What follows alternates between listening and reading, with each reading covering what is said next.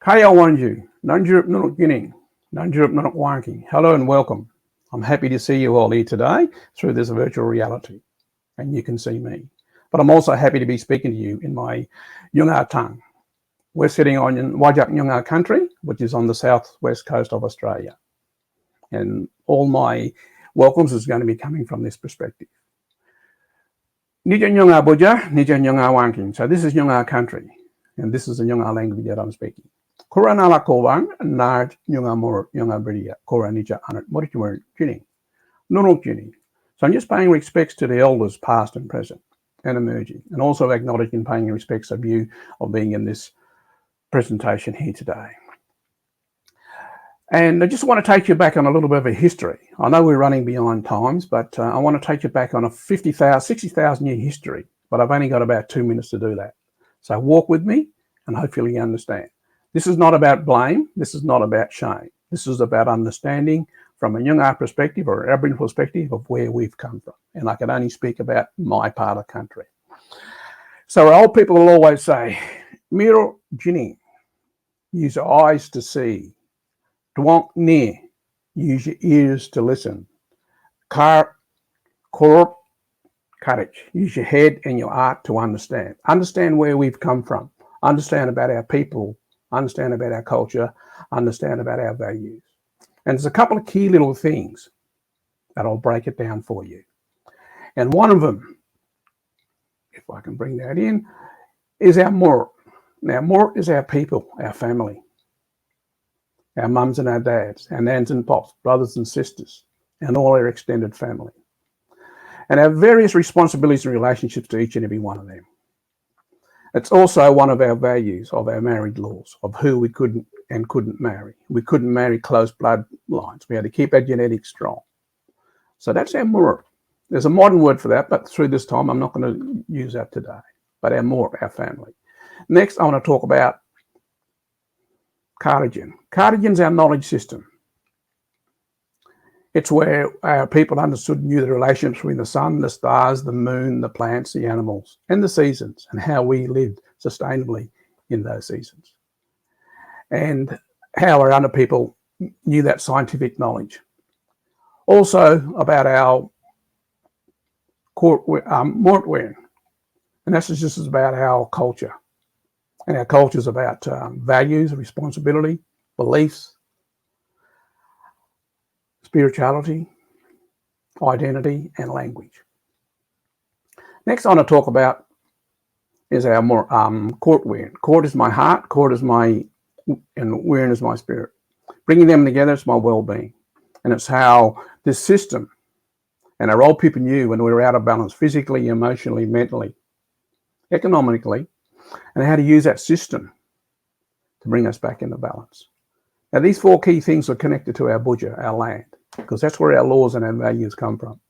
And our old people understood and knew the relationship between the land. And they knew that we look after country, country will look after us. This last one, that was our Britiers, our old people, because it was their responsibility of overlooking and making sure that this system stayed in place for many, many, many generations. They were our custodians. So that system was running in this country for many, many years, where the sun would set in the rise in the east and set in the west, where the moon would rise in the east and set in the west. And when our old people pass and leave this country, they'd go across the west to a place called Karanup. And the only times they'd ever return is in our subconscious and in our dreams to give us guidance and support and memories. So that system was functioning in this country for many, many years. Then something strange happened in my part of country in the early 1800s, where something came from the west. Well, the British came from the west down the river and they come across my people. And when my elder at that time, Yalagonga, spotted these people, they were pale. They looked funny. They dressed funny and they spoke funny.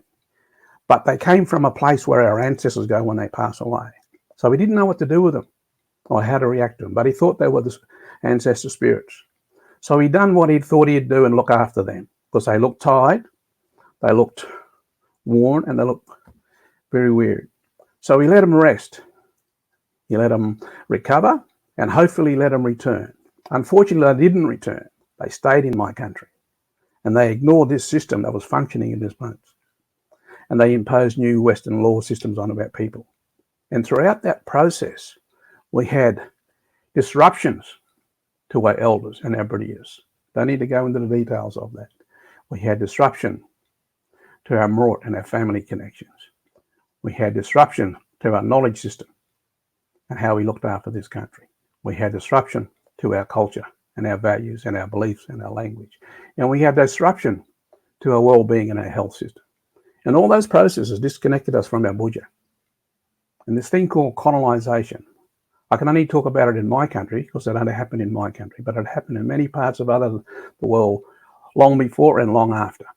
But I can only speak about it. So this is a disruption. And it's my people that are working through this process now to bring into pieces of this disruption. And as we struggle, we just want to remember that. So despite all this disruption, our people's spirits are still here. Despite all this disruption, our spirit stories are still here. Despite this disruption, we young people are still here. Throughout this disruption, you and many others are here. So this is our country. This is our home. This is your home. Just a bit of an understanding of where we come from yesterday to today. But there's a new dreaming, and that's tomorrow. And only we can all walk together and understand so that we make a better place, not only for me and my grandchildren, but you and all our other future generations.